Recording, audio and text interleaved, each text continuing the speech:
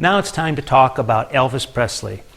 Elvis Presley, in this first wave of rock and roll, really in the history of rock and roll, but certainly in this first wave of rock and roll, this 1950s, second half of the 1950s, is absolutely the most important figure there. And he's important not only because of his musical contributions, but because of the tremendous success that he had as an artist and as a performer. I mean, Elvis was, in many ways, a lot like people before him, like Frank Sinatra and Bing Crosby. Elvis was a song stylist, but he was a fantastically charismatic performer. The young Elvis was dangerous. He was definitely sort of a bad guy in a certain kind of a way, seen as sort of maybe a negative influence on young people. I mention that because a lot of times the Elvis of later years, the Elvis of the early 1970s, for example, is not really seen so much that way. But the early Elvis, if you haven't seen those early videos, you should check it out. Anyway, Elvis himself, born in Tupelo, Mississippi, but moved with his family to Memphis when he was about 13 years old. Discovered Sam Phillips's Memphis recording service, which later became Sun Records in 1952. Elvis discovered Sam Phillips's recording service when he wanted to make a demo tape for his mom's birthday. And so he did that in 1953 and started hanging around the studio there once Sam Phillips started doing Sun Records, established that in 1952. He'd started out as a guy who basically just recorded concerts and did some radio announcing, that kind of thing. But then he decided, and in fact he recorded a Rocket 88, the Jackie Brenston tune, which he then sold or licensed to Chess Records, and they released that in 1951. Well, he got the idea, I should have my own label. So it went from becoming Memphis Recording Service to becoming Sun Records in 1952. Then Elvis comes along, and Elvis finds out that they're there. He had always, always wanted to be a singer. He'd listened to a lot of country western music. He'd grown up with a lot of rhythm and blues music. He used to go to the other side of the tracks and sort of sneak into clubs and hear various kinds of things. He was kind of in fact, in the mostly white high school that he was in, he was kind of a loner, in some kinds of ways. He was so different from the other kids. He was so dedicated to rhythm and blues culture.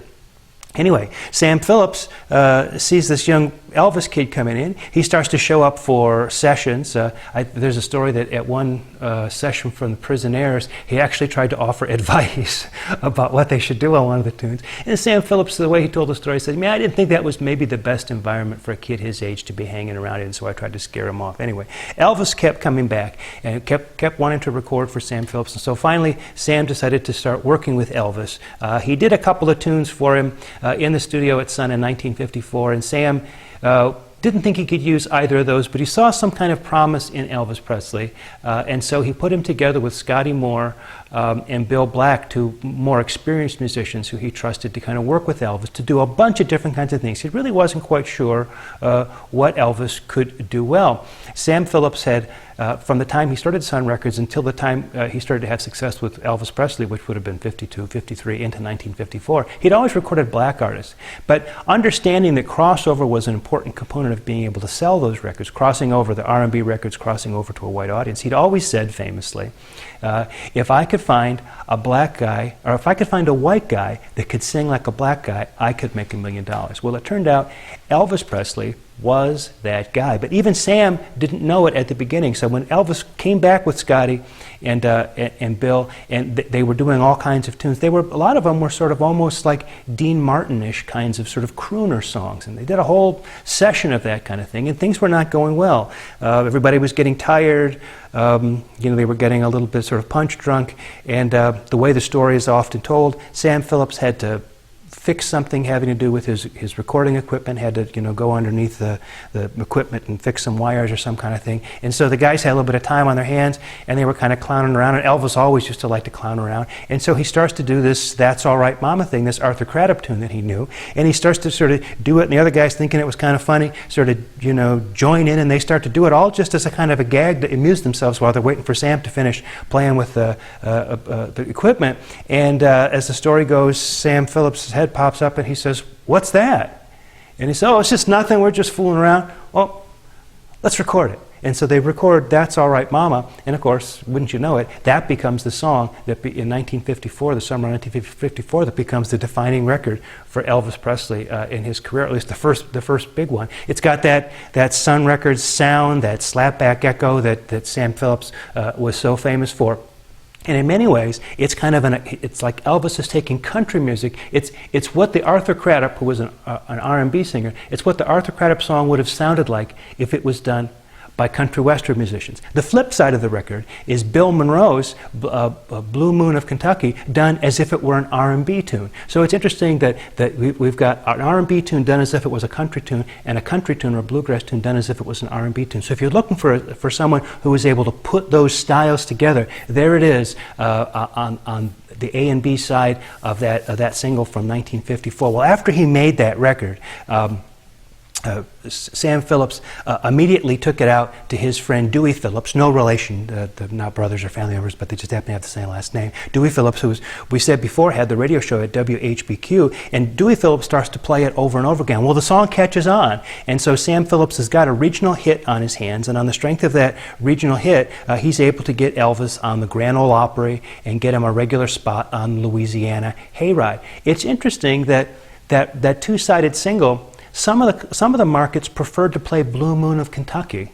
Other markets preferred to play That's All Right Mama, depending on whether they saw Elvis as primarily a kind of a hip country act or a country-ish R&B act, right? But both sides got airplay depending on the region. But anyway, he started to have some pretty good success with it. Things were starting to heat up. This Elvis Presley guy is looking like he could be a big star. And in walks a guy by the name of Colonel Tom Parker, who had previously managed Hank Snow, a country and western singer that had a certain amount of success. And Parker sees something in Elvis Presley and starts to broker a deal to take over the management of Elvis Presley and get him signed to RCA Records.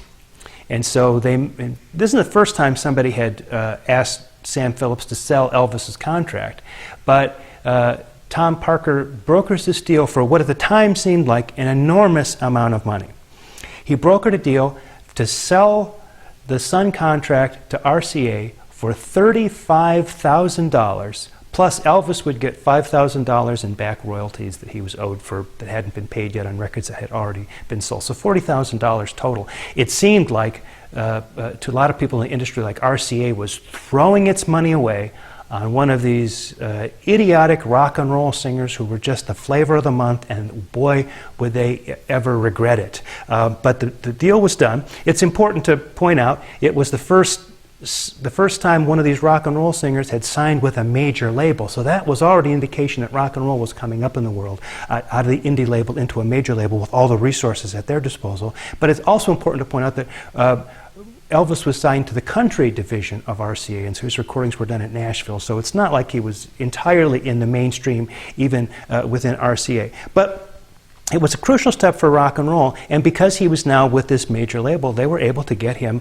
television appearances. So he appears in early 1956 on the Dorsey Brothers show a few times, although that show did not have very good ratings. He appeared a couple times on the Milton Berle show, which did get very good ratings and was extremely controversial, and then a couple of times on the Steve Allen show where it was controversial. One of them where he even comes out wearing a tuxedo and sings Hound Dog to a hound dog to try and make up for the controversial things that he'd done before, which included getting to the end of Hound Dog on one of these performances and going into a kind of almost stripper bump and grind kind of thing at the end. It totally impromptu. If you see the clip of that, you can see Scotty, Bill, and the drummer DJ Fontana looking at each other saying to themselves, what in the heck is this guy doing? Live TV, and all of a sudden he goes into this ending we haven't rehearsed, and he was really playing it up, and the girls were screaming and all this kind of thing, and the next day it was like, oh, Elvis the pelvis, this is sinful, you know, hell and perdition. And so Elvis was now the bad boy who was leading all these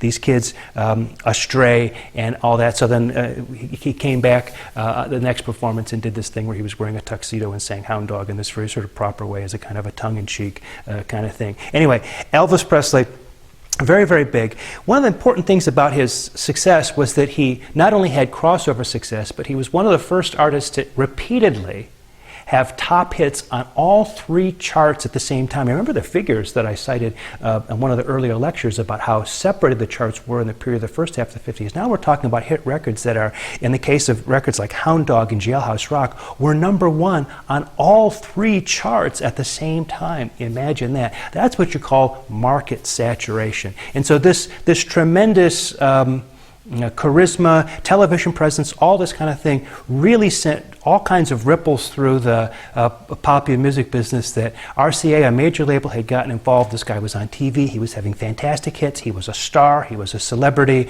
And all of a sudden, the other labels started thinking, we need to get into this game too. And all of a sudden, the rock business started to go up a couple levels in terms of big sort of major label and corporate interest.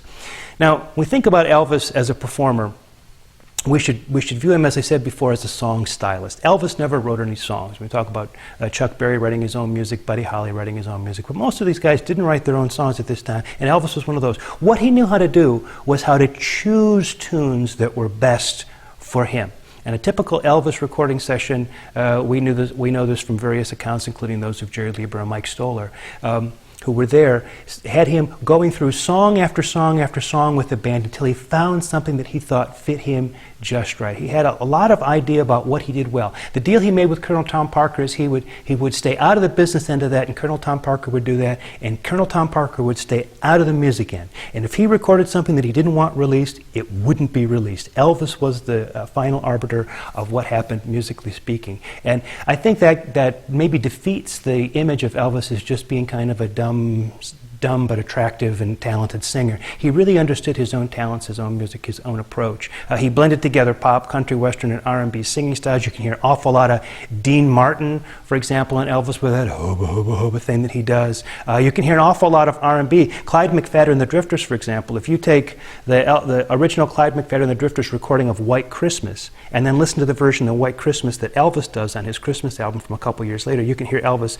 doing that version, but doing all the different voices of the Drifters in succession as they sing it in his own way, absolutely imitating them. And a lot of things he does sound very Elvis-like, which gives us a sense of where he got a lot of the things that he blended together to create his unique vocal style. Remember, as a song stylist, that's what you want, a unique vocal style, and Elvis Presley certainly had that. Well, by 1958, Elvis had been drafted into the Army.